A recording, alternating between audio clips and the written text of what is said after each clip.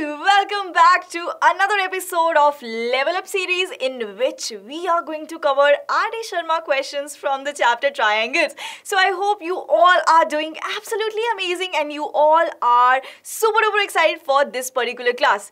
तो आज R.D. Sharma के questions को हलवा बनाने के लिए आई होप सभी बच्चे तैयार हैं अपनी नोटबुक्स और पेन्स के साथ। तो जैसे ही मैं आपको क्वेश्चन दिखाऊंगी स्क्रीन के ऊपर, फटाफट से पॉज करना है, खुद ट्राई करने की कोशिश करनी है, प्ले करके देखना है कि यार मैं कहाँ पे गड़बड़ कर रहा हूँ और फिर उसको इम्प्रूव करना है। तो इसी तरीके से आप इन सभी क्वेश्चंस में बन जाओगे प्रो।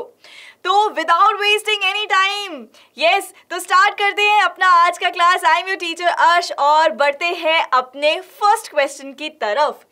जैसे कि आपको पता है ट्रायंगल्स चैप्टर में आप किस तरीके से क्वेश्चन को अटेम्प्ट करते हो, लिखते हो, प्रेजेंट करते हो, बहुत इंपॉर्टेंट है, करेक्ट। तो आपको ये सीखना है कि कैसे इन क्वेश्चंस को अटेम्प्ट किया जाता है फुल मार्क्स लेने के लिए, राइट।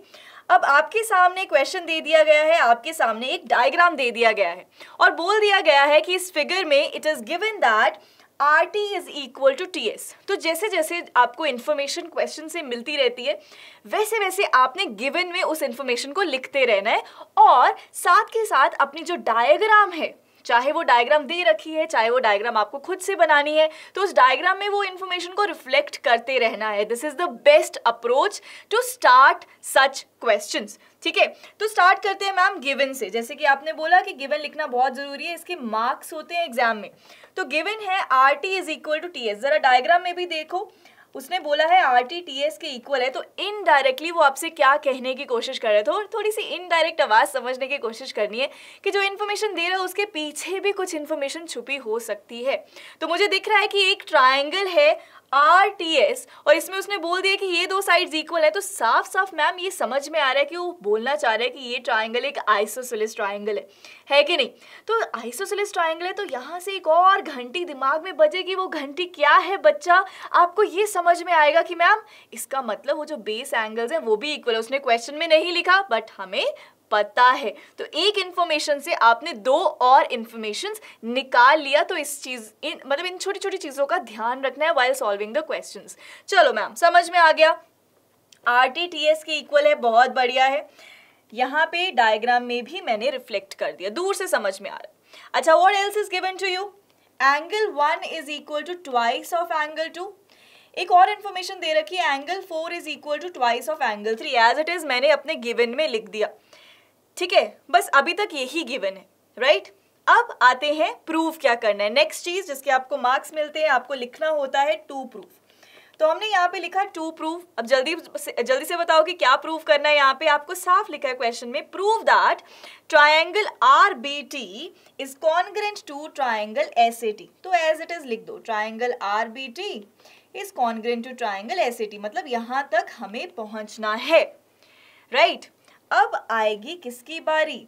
प्रूफ की बारी। अब सब कुछ जो भी हमारा सोल्यूशन होगा हम इस प्रूफ के अंडर लिखेंगे। यहां तक आपने डायग्राम बना दिया, आपने गिवन लिख दिया, आपने टू प्रूफ लिख दिया, तो यहां तक आपको 1 मार्क्स मिल चुके हैं, ठीक है। चाहे आपको आगे क्वेश्चन नहीं आता है एग्जाम में तो कभी भी खाली पेपर नहीं छोड़ना है, आपको ये सारी इंफॉर्मेशन जरूर लिख के आनी है एग्जाम में, ठीक है जी।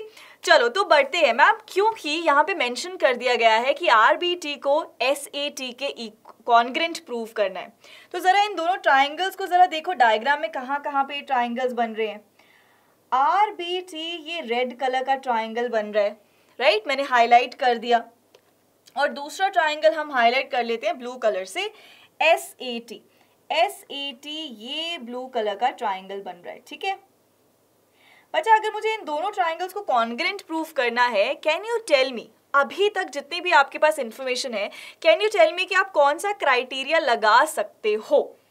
तो अगर देखा जाए, अगर मुझे क्राइटेरिया लगाने की कोशिश करें, देखो मैं आपको ओवरव्यू क्वेश्चन को कैसे सॉल्व करते हैं, प्रूविंग क्वेश्चन को आपको ओवरव्यू समझना पड़ता है क्वेश्चन का कि ओवरऑल ये कहने की क्या कोशिश करते हैं और मैं पहुंचूंगा कैसे।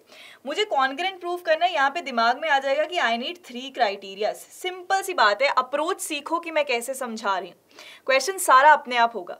मैम ट्राइंगल्स को कॉन्ग्रुएंट प्रूफ करना है तो मुझे 3 कंडीशंस चाहिए। Let's try to find out those 3 conditions. तो दिमाग में अभी सोचना है, लिखना मैं बाद में सिखाती हूँ। पहली मैम मुझे साफ साफ दिख रहा है कि एंगल टी तो भाई कॉमन है, एक कंडीशन तो मुझे ये मिल गया। मैम दूसरा कंडीशन यहाँ पे मुझे दिख रहा है जो कि हमें ऑलरेडी गिवन है कि जो आर टी साइड है वो टी एस साइड के इक्वल है ना, ये ट्राइंगल की दो साइड्स इक्वल हो गई, ये भी मेरे पास गिवन है। बस एक कंडीशन की कमी रह रही है, एक कंडीशन की कमी रह रही है यहाँ पे। वो कंडीशन क्या है मैम? मेरे पास ये एंगल आ चुका है, मैंने ये साइड ले लिया। अगर मैम किसी तरीके से मेरे पास ये एंगल आ जाए, मेरे पास ये एंगल आ जाए तो मैं एंगल साइड एंगल से इन दोनों ट्राइंगल्स को कॉन्ग्रुएंट प्रूव कर सकती हूँ। दिमाग तो यही बोलेगा, यही राइट अप्रोच है। तो यहाँ पे मैं थर्ड कंडीशन के लिए क्वेश्चन मार्क लगा देती हूँ क्योंकि थर्ड कंडीशन अभी हमारे पास नहीं है।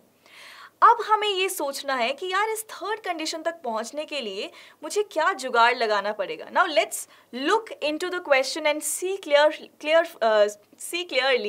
कि गिवन क्या है और वहां से हम इस छोटे एंगल तक, ये वाले एंगल तक कैसे पहुंच सकते हैं। देखिए अब जरा, ठीक है मैम, चलो इतना हमें समझ में आ गया कि क्वेश्चन किस डायरेक्शन में जाएगा। ठीक है, मुझे इस छोटे वाले एंगल तक पहुंचना है। कूल, मुझे ये वाले दो एंगल्स तक पहुंचना है क्योंकि अगर इन दोनों एंगल्स को मैंने इक्वल प्रूव कर दिया तो मैं एंगल साइड एंगल लगा सकता हूँ। ठीक है, और इन दोनों एंगल्स तक पहुंचना भी ईजी है। कुछ बच्चे बोलेंगे मैम कोई और क्राइटेरिया भी तो लगा सकते थे, बट अगर आप कोई और क्राइटेरिया लगाने जाओगे, सपोज आपके दिमाग में आ रहा है मैम एंगल साइड लगा सकते हैं, तो उसको लगाने के लिए मेक श्योर जो आप एंगल देख रहे हो कोशिश करनी पड़ेगी कि उस एंगल को दूसरे एंगल के इक्वल प्रूव करो। यहाँ पे ये प्रूव करना इजी है क्योंकि ये वाला एंगल जो है इस 3 एंगल के बहुत पास बैठा है, ये इस 2 एंगल के बहुत पास बैठा है, और मुझे ऑलरेडी पता है कि ये पूरा का पूरा जो एंगल है, एंगल आर और एंगल एस, ये इक्वल है। तो मतलब बहुत सारी इन्फॉर्मेशन है ऑलरेडी हमारे पास जो कि ये छोटे छोटे ब्लू एंगल्स के अराउंड घूम रही है। मैं इनका नाम रख देती हूँ, इसको मैं एंगल 5 बोल देती हूँ, इसको एंगल 6 बोल देती हूँ। तो अब आपका मिशन क्या हो चुका है इस क्वेश्चन को सॉल्व करने का कि सबसे पहले ma'am let me prove that this angle 5 is equal to angle 6। चलो अब स्टार्ट करते हैं। सबसे पहली चीज, और अब आपको इस क्वेश्चन में क्या दिख रही होगी मैम? एक तो मुझे 2 इंटरसेक्टिंग लाइंस दिख रही हैं। ठीक है, यहाँ पे मुझे गिवन था, यहाँ पे मुझे ऑलरेडी गिवन है कि एंगल 1 जो है, मैं डिफरेंट कलर यूज कर लेती हूँ, एंगल 1 जो है वो ट्वाइस ऑफ एंगल 2 के बराबर है। एक तो मुझे ये चीज गिवन है। एंगल 4 जो है वो ट्वाइस ऑफ एंगल 3 के बराबर है। This is the second thing given to me, ये मेरे पास गिवन है। ठीक है, ये गिवन है मेरे पास। पर मुझे एक और चीज पता है मैम। मुझे क्या पता है मैम? मुझे पता है कि एंगल 1 और एंगल 4 तो इक्वल होंगे। What is the reason? They are vertically opposite angles, correct? ये vertically opposite angles हैं तो एंगल 1 एंगल 4 के बराबर हो गया। तो मैम यहाँ से मैं ये भी तो लिख सकती हूँ, इसका मतलब twice of angle 2 is equal to twice of angle 3। अब मैं इन दोनों इक्वेशन को अगर 2 से डिवाइड कर दूं तो मेरे पास क्या आ जाएगा? Angle 2 equals to angle 3। This is a very important information that you got. अब आपको यहाँ तक समझ में आ गया कि मैम ये जो एंगल 2 है, ये एंगल 3 के इक्वल हो गया है। ये दोनों एंगल्स इक्वल हो गए हैं। अमेजिंग। पर हमें तो 5 और 6 से मतलब है। अब 5 और 6 के पास कैसे पहुंचे? अगर मैं पूरे के पूरे एंगल आर में से एंगल 2 को माइनस कर दूं, I will be left with angle 6, correct? देखो जरा डायग्राम में, अगर मैं इस पूरे के पूरे एंगल आर में से अगर मैं एंगल 2 को माइनस कर दूं बच्चा, तो I will be left with angle 6। Imagine कर पा रहे हो, डायग्राम में भी देख पा रहे हो। तो आप यहाँ पे बोल सकते हो कि ma'am since we know that, since आप यहाँ पे ऐसे लिखो, हर चीज ज्योमेट्री के चैप्टर्स में, इस ट्राइंगल चैप्टर में जो भी आपको चीजें पता हैं, जो भी रीजंस आपको पता है, you have to mention them. ठीक है, अब जैसे कि यहाँ पे आई एम मेंशनिंग सिंस मुझे पता है कि R T is equal to S T. This is given to me because this is given to me, therefore I can say that angle R is equal to angle S. You have to give the reason why. You will say कि ma'am angles opposite to the equal sides in a triangle are always equal. तो reason दिया, proper geometry में हर चीज का आपको reason देना है। तो यहाँ पे भी हमने रीजन दे दिया।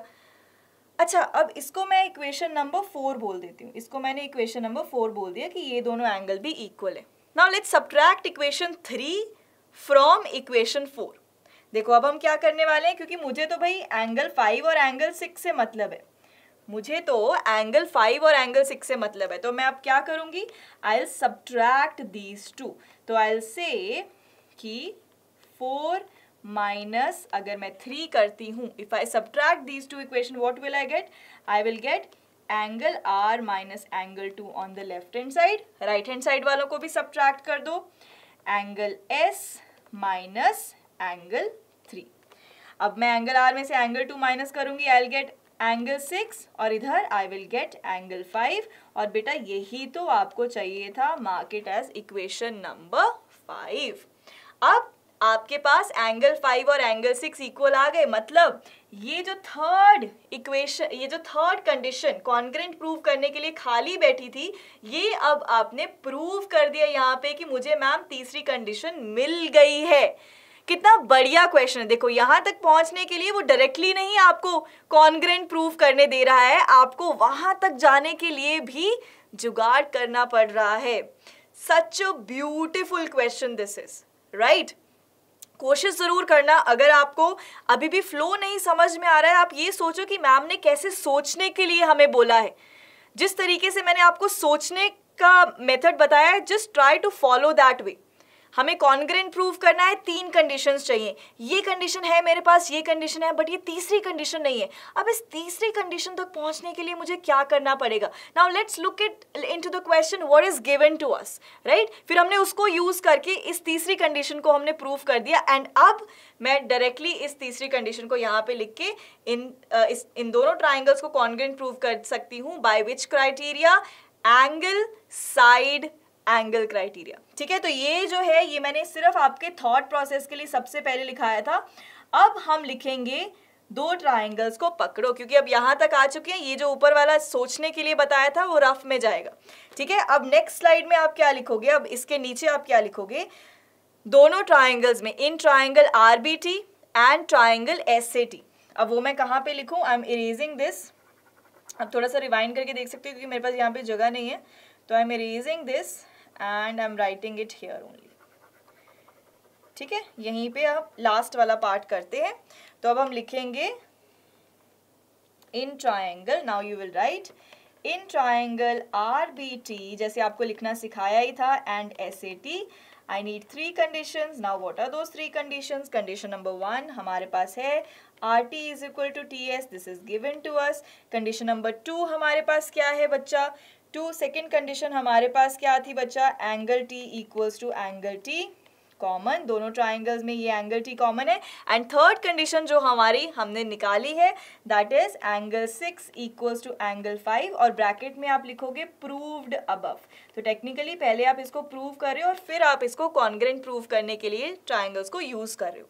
अब आपके पास ये साइड है, आपके पास ये एंगल है, आपके पास ये एंगल है, एंड कौन सा क्राइटेरिया लगेगा? बच्चे अब फिर से कंफ्यूज होंगे, मैम एंगल एंगल साइड भी तो लग सकता है। नहीं, एंगल एंगल साइड तब लगता है अगर साइड दोनों एंगल्स के बीच में नहीं लाई करती। पर अगर आप ध्यान से देखो ये RT और TS side, this RT side is basically lying between this angle T and this angle 6, तो यहाँ पे क्राइटेरिया लग जाएगा angle side angle. So you will write ma'am bye angle side angle congruency criterion, यहाँ पे आप लिख देना congruency criterion triangle RBT is congruent to triangle SAT, hence proved। ये हमने प्रूव कर दिया है। ओके क्लियर, बहुत बढ़िया क्वेश्चन था। आई होप सबको ये क्वेश्चन समझ में आया। चलो अब नेक्स्ट क्वेश्चन लगाते हैं। एक बार इस क्वेश्चन को फिर से अपनी नोटबुक में करके देखना, मजा तभी आएगा। ठीक है, और अच्छे से सिस्टमैटिकली लिखना। अब इस क्वेश्चन को ध्यान से देखो। इन दिस फिगर, ये सारे RD शर्मा के क्वेश्चंस हैं, इंपॉर्टेंट क्वेश्चंस हैं, बहुत बार रिपीटेटिवली आपके एग्जाम्स में पूछे गए हैं, आपके सीनियर्स के एग्जाम्स में पूछे गए हैं, तो मेक श्योर कि इन क्वेश्चंस को तो बिल्कुल छोड़ के मत जाना।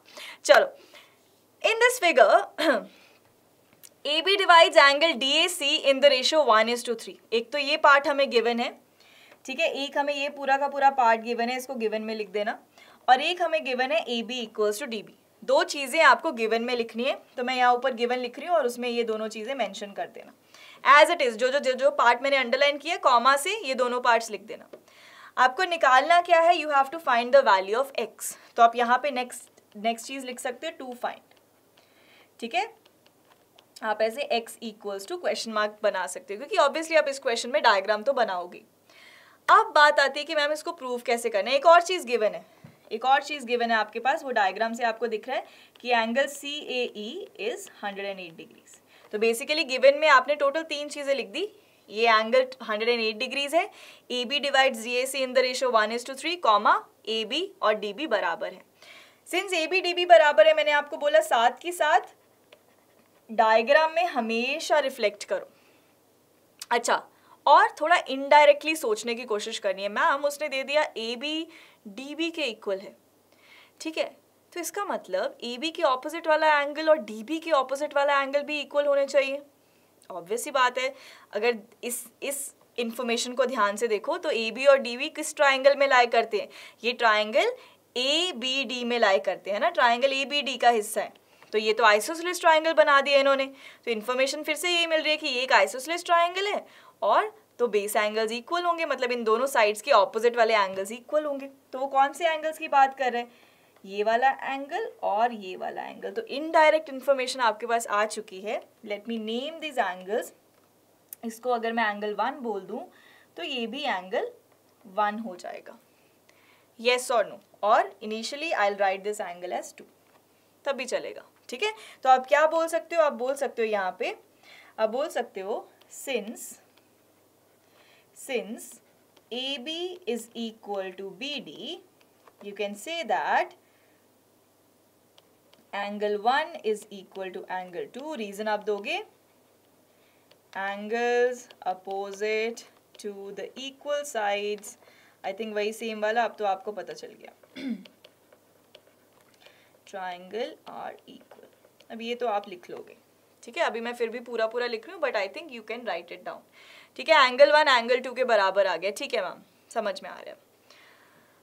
अच्छा, बट हम चाहते क्या हैं? हम चाहते हैं इस x को फाइंड आउट करना। मैम हमें तो x चाहिए, x तक कैसे पहुंचे? क्या कोई और इन्फॉर्मेशन है?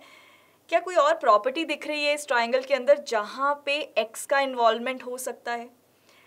नाउ लुक केयरफुली, यहाँ पे देखो। Ma'am can I say that अगर इस ट्राइंगल की बात करूं, इन दिस ट्राइंगल ACD, अगर मैं ट्राइंगल ACD की बात करूं, ध्यान से देखना बच्चा, in triangle ACD angle CAE जो कि हमें दे रखा है, जो कि हमारा ये 108 डिग्रीज एंगल है, this is basically the exterior angle, correct. ये एक एक्सटीरियर एंगल है। तो इसका मतलब क्या हो गया कि मैम एक्सटीरियर एंगल प्रॉपर्टी बोलती है कि इस एंगल का वैल्यू होगा angle 1 opposite two interior angles के बराबर और x के बराबर, करेक्ट, यस। तो यहाँ से मैं x तक पहुँच सकता हूँ, ठीक है।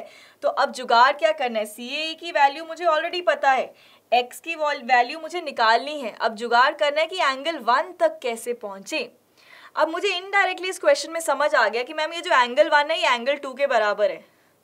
और एक और इन्फॉर्मेशन गिवन है जो अभी तक हमने यूज नहीं करी। वो इन्फॉर्मेशन क्या गिवन है कि एंगल DAC को रेशियो में डिवाइड कर दिया गया है 1:3, ठीक है।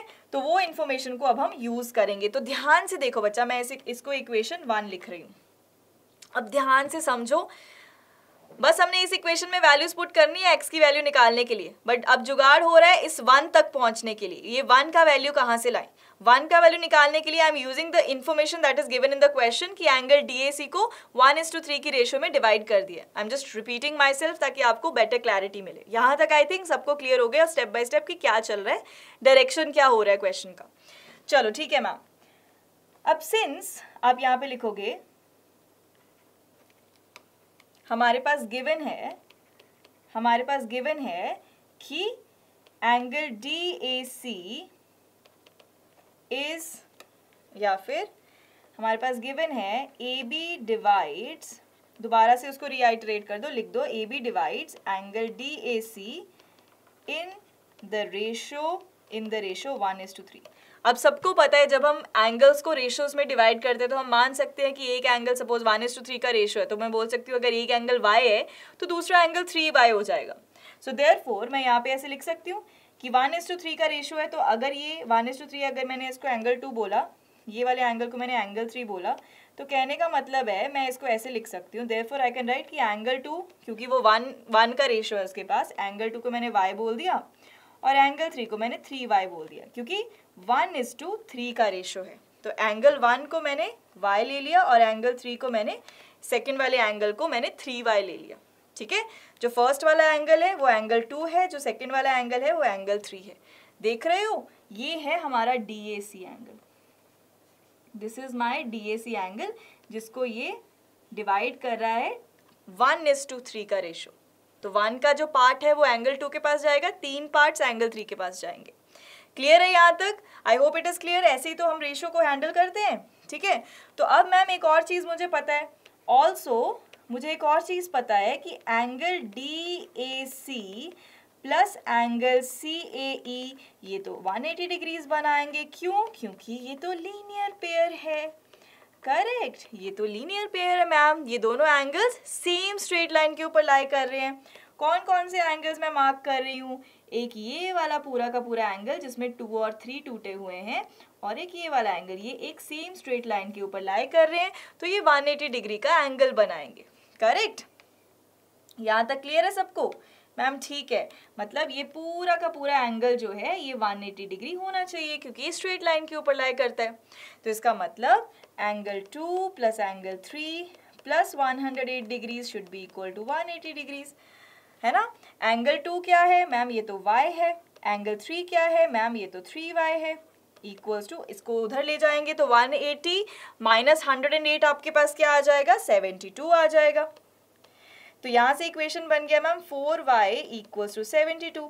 तो y का वैल्यू निकल के आ गया आपके पास 18 डिग्रीज। तो इसका मतलब आपने एंगल 2 को बोला था y, आपने एंगल 3 को बोला था 3y, क्योंकि ये 1:3 का रेशियो है। तो एंगल 2 का वैल्यू कितना निकल के आ जाएगा? यहाँ से एंगल 2 का वैल्यू 18 आ गया, है ना। अब मैम मुझे तो पहले से ही पता है कि एंगल 1 तो एंगल 2 के इक्वल है। अगर एंगल 2 18 आ रहा है तो that means angle 1 is also 18 degrees. तो मतलब जहाँ से हमने शुरू किया था, हमारा मकसद था एंगल 1 का वैल्यू निकालना, तो अब हमारे पास एंगल 1 का वैल्यू आ चुका है 18 डिग्रीज। ठीक है, तो आप यहाँ पे ऐसे लिख दो सिंस, फिर आप बोल सकते हो angle 1 is equal to angle 2 is equal to, या आप ऐसे नाउ करके लिख सकते हो, now angle 1 equals to angle 2 equals to 18 degrees. तो putting the values in equation 1, putting the values in equation 1, आप क्या लिख सकते हो? यहाँ पे देखो इक्वेशन 1 में वैल्यूज पुट कर दिया, तो आपके पास CAE तो ऑलरेडी 108 डिग्रीज है, इक्वल्स टू एंगल 1 18 डिग्रीज है, प्लस x, तो यहाँ से x का वैल्यू कितना आ जाएगा? 108 माइनस 18, तो आपके पास आ जाएगा 90 degrees. This is your final answer बच्चा। I hope the question is clear to you. Yes, question is clear, easy peasy, right. चलो बहुत बढ़िया। Now let's move on to the next question. तो जितने भी मैं आज की क्लास में क्वेश्चंस करा रही हूँ, मेक श्योर बच्चा मेरे कराने के बाद एक बार फिर से इन क्वेश्चन स्टेटमेंट्स को पढ़ो, एक बार फिर से इन क्वेश्चन स्टेटमेंट्स को सॉल्व करो अपनी नोटबुक में क्लियर हैंडराइटिंग से। तभी फायदा है, तभी मजा आएगा इन सेशंस का, और तभी आप इन सेशन से मैक्सिमम बेनिफिट उठा सकते। ठीक है, next question. In triangle ABC, so this is the figure given to you. In triangle ABC, AB is equal to AC. AB जो है, this is my AB side, this is equal to AC side. ये दे रखा है, diagram में बना दिया। The bisectors of B and C intersect at O. Bisectors of B and C मतलब angle को बाइसेक्ट कर रहे हैं, एंगल को दो इक्वल पार्ट्स में डिवाइड कर रहे हैं। कौन? Angle bisectors.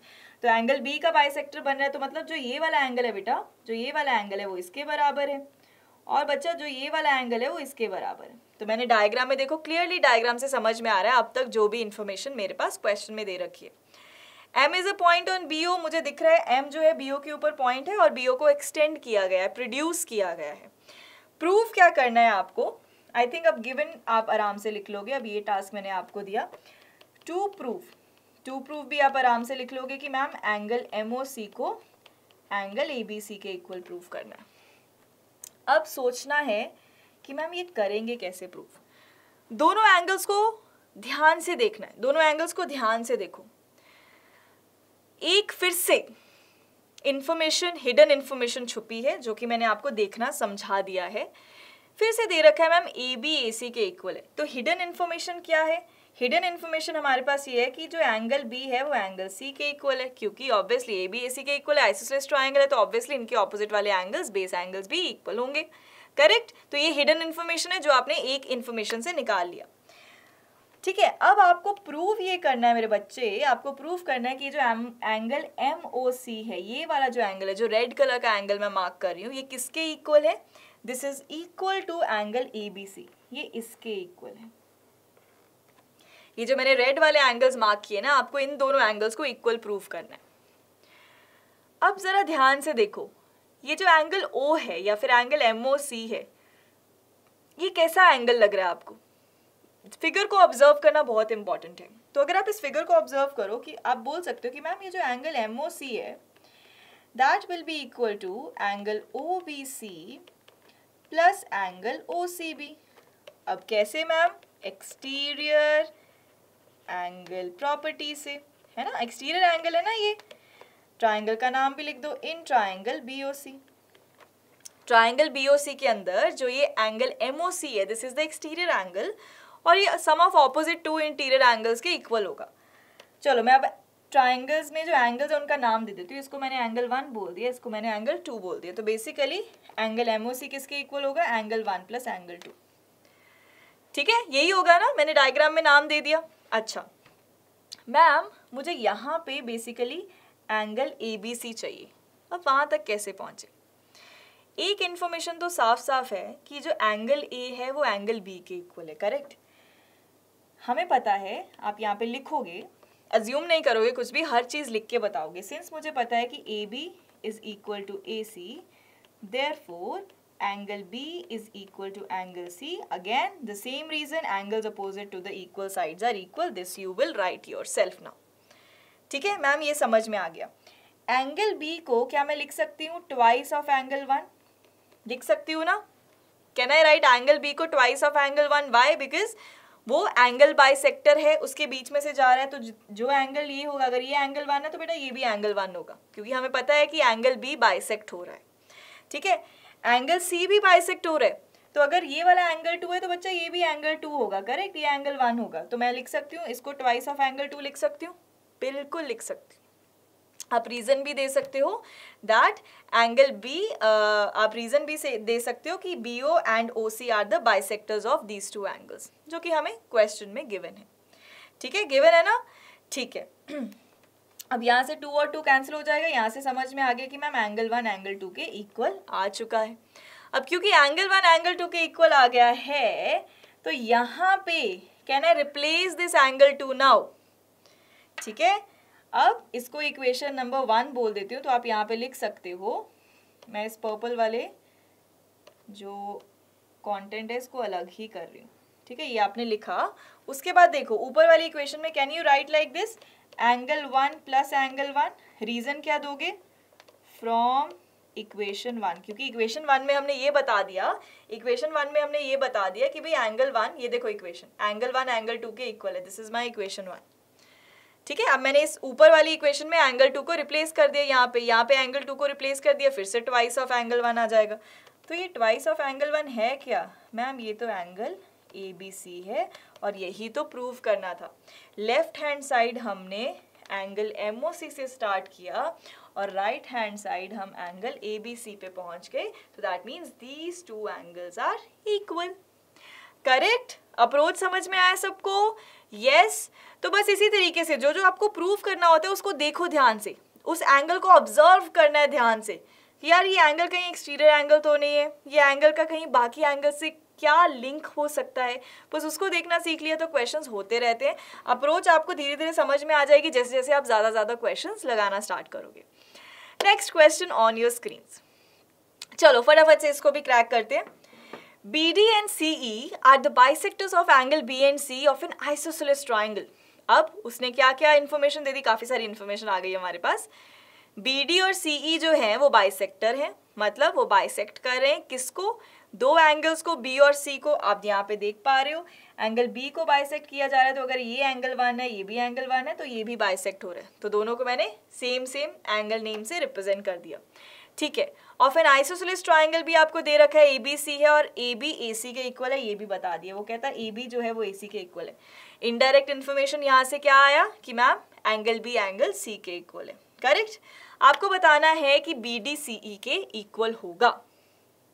अब आपको याद है जो लास्ट वाला, जो अभी लास्ट सेशन हुआ था जिसमें हमने आइसोसेलेस ट्राइंगल, जिसमें हमने एनसीईआरटी एक्सरसाइज 7.2 की थी, इस तरीके के बहुत सारे क्वेश्चंस आपको प्रैक्टिस कराए हैं और मैंने आपको सिखाया भी था कि कैसे ट्राइंगल्स को पिक करते हैं। अगर वो सेशन नहीं देखा ज़रूर देख लेना, ट्राइंगल्स का कोई भी सेशन मत मिस करना, आपका ही फायदा है इसमें, ठीक है। लिंकेज है क्योंकि हर सेशन में कुछ ना कुछ linkage is there, right. Given क्या है अब यहाँ पे मैम, गिवन हमें समझ में आ गया है कि ये एंगल बाइसेक्टर है और ए बी जो है वो ए सी के इक्वल है। आप यहाँ पे ऐसे भी लिख सकते हो, यहाँ पे गिवन में अगर आप मेंशन करना चाहते हो 1 2, इसको मैंने 3 4 बोल दिया, तो आप लिख सकते हो कि angle 1 equals to angle 2 and angle 3 equals to angle 4। ये भी समझ में आता है, ठीक है, इजी वे में लिखने के लिए। हमें प्रूफ क्या करना है कि बी डी जो है वो सी के इक्वल है। मैंने अब आपको क्या सिखाया था, मैंने आपको सिखाया था try to include these parts और उन दोनों ट्राइंगल्स को पिक करो और कॉन्ग्रुएंट कर दो, अपने आप बी डी सी के इक्वल आ जाएगा। अब ट्राइंगल पिक करना आपको सिखाया था, अब दोबारा से करते हैं, ठीक है। मुझे क्या क्या चाहिए, मुझे बी डी चाहिए, सी ई चाहिए। Where is B D, here is my B D, here is my C E. अलग अलग ट्राइंगल्स के पार्ट्स है ना, तो अलग अलग ट्राइंगल बनाएंगे। एक को मैं वेवी बना रही हूँ, एक को मैं सॉलिड लाइन बना रही हूँ। मुझे ए बी चाहिए, मुझे ए सी चाहिए। ए बी एक ट्राइंगल का पार्ट हो गया, ये मैंने ए बी बना दिया और ये मैंने ए सी बना दिया। बाकी तो हम ज्वाइन कर सकते हैं। हमें साफ साफ दो ट्राइंगल्स दिख गए हैं मैम। मुझे दो ट्राइंगल्स कौन से पिक करने हैं, एक ट्राइंगल हम पिक कर लेंगे ट्राइंगल ए बी डी और दूसरा ट्राइंगल हम पिक कर लेंगे ट्राइंगल ए सी ई। ये दोनों ट्राइंगल्स पिक कर सकते हैं, येस और no, we can pick these two triangles, right. अब इन दोनों ट्राइंगल्स में चाहिए क्या, फर्स्ट इन्फॉर्मेशन तो मैम मुझे गिवन है कि जो ए बी है वो ए सी के इक्वल है, this is given to me. Second information मुझे गिवन है कि मैम एंगल ए दोनों में कॉमन है, एंगल ए कॉमन है। But ma'am third information is not there with me, third information मुझे चाहिए। तो वो थर्ड इन्फॉर्मेशन आप क्या लिख सकते हो, क्या चाहिए, किसी तरह मैं अगर ये प्रूव कर दूं, एक मैंने ये साइड लिया, ध्यान से देखो फिर से, एक मैंने ये वाला एंगल लिया, एक ही ट्राइंगल पिक कर रही हूँ, ए बी डी में देख रही हूँ, ठीक है। अगर मुझे किसी तरह ये वाला एंगल बच्चा मिल जाए, है ना, ये वन एंगल को मैं ये 3 एंगल के इक्वल प्रूव कर दूं, तो मेरे पास थर्ड कंडीशन भी आ जाएगा। तो थर्ड कंडीशन के लिए अब थोड़ा सा मुझे एफर्ट डालना पड़ेगा। अब वो एफर्ट क्या है उसको समझते हैं। तो ये जो भी पार्ट होता है ना, इसको आप पहले रफ में लिख लिया करो, ठीक है, क्योंकि जो भी आपको प्रूव करना होता है, ये थर्ड कंडीशन जनरेट करनी होती है, ये आप पहले करोगे क्वेश्चन में। तो इसको पहले अलग से लिख लिया करो, क्या कुछ ऐसा कंडीशन तो नहीं जो मुझे बनाना पड़ेगा, तो उसको पहले बनाओ, उसके बाद ये सारा लिखना कि इन triangle A B D and A C E these 3 conditions are there, ठीक है। इस तरीके से क्वेश्चन का फ्लो आपका एग्जाम में चलना चाहिए। चलो अब देखते हैं मैम थर्ड कंडीशन को प्रूव करने के लिए मैं क्या कर सकता हूँ। Now I am erasing this, क्योंकि इसको मैं बाद में लिखूंगी। अब आपको आइडिया मिल गया कि आपको चाहिए क्या, स्टार्ट कहाँ से करना है। अच्छा मैम मुझे पता है, अब क्या पता है आपको, देखो अब ध्यान से, अब वापस से क्वेश्चन पे जाते हैं। What do you know ma'am, I know that this A B is equal to A C, this is given to me. Again, if the two sides are equal, तो angle B is equal to angle C. Now you know the reason, angles opposite to the equal sides are equal. ये भी आप लिख लोगे, ठीक है। अब ये लिख लिया, तो इसको अगर मैंने 1 बोला था और इसको अगर मैंने 2 बोला था, तो आप बोल सकते हो मैम ए बी को मैं क्या लिख सकती हूँ, ट्वाइस ऑफ एंगल 1 लिख सकती हूँ, और एंगल सी को मैं क्या लिख सकती हूँ, ट्वाइस ऑफ एंगल 2 लिख सकती हूँ। बिल्कुल लिख सकती हूँ, येस और नो, क्योंकि ये दोनों इक्वल हैं, ये दोनों इक्वल हैं, येस और no, yes ma'am they are equal. तो चाहे आप यहाँ पे 1 2 3 4 लिखा है, जैसे मैंने 1 2 3 4 लिखा था ना यहाँ पे, तो अब यहाँ पे इस तरीके से लिख, ट्वाइस ऑफ एंगल 2 लिख दो यहाँ पे, क्योंकि मुझे ये वाले एंगल से कंसर्न है, मुझे तो ये वाले एंगल्स, तो इनके अकॉर्डिंगली, इनके नाम के अकॉर्डिंगली हम अपना जो यहाँ पे चेंज कर देंगे एंगल्स। तो इसको मैं ट्वाइस ऑफ एंगल 2 लिख सकती हूँ, एंगल सी को मैं ट्वाइस ऑफ एंगल 4 लिख सकती हूँ। एक ही बात है ना बच्चा, एंगल 4 एंगल 3 के तो बराबर है, तो पूरा का पूरा एंगल मैं ट्वाइस ऑफ एंगल 4 भी तो लिख सकती हूँ.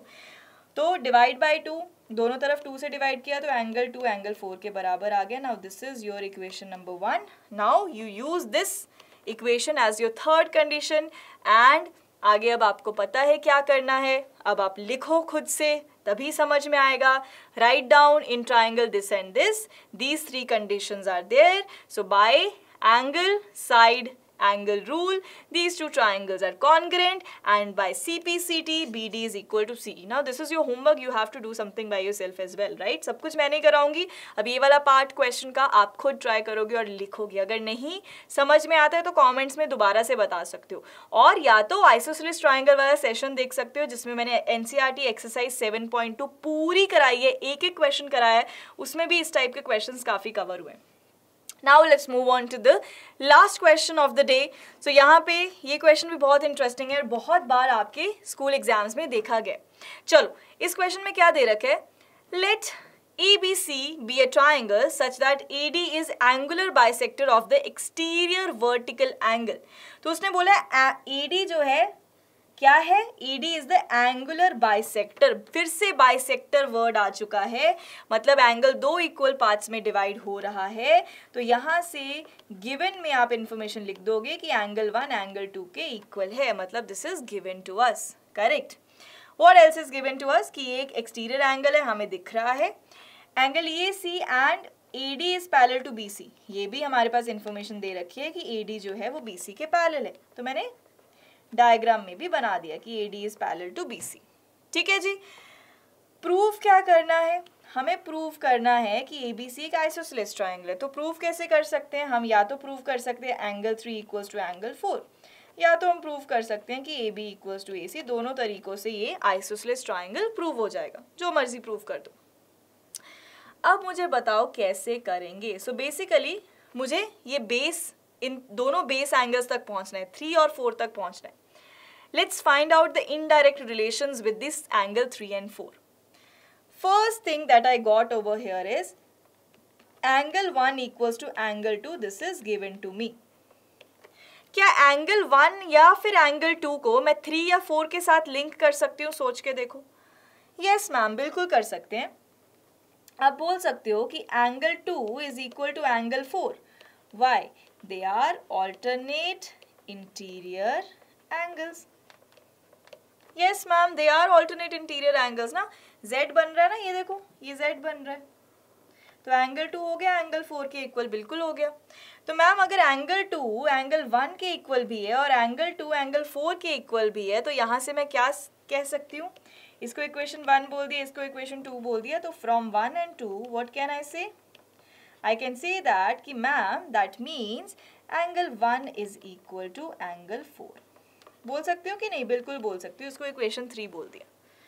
एंगल 2 एंगल 1 के बराबर भी, एंगल 2 एंगल 4 के बराबर भी है, मतलब एंगल 1 एंगल 4 के भी इक्वल होगा.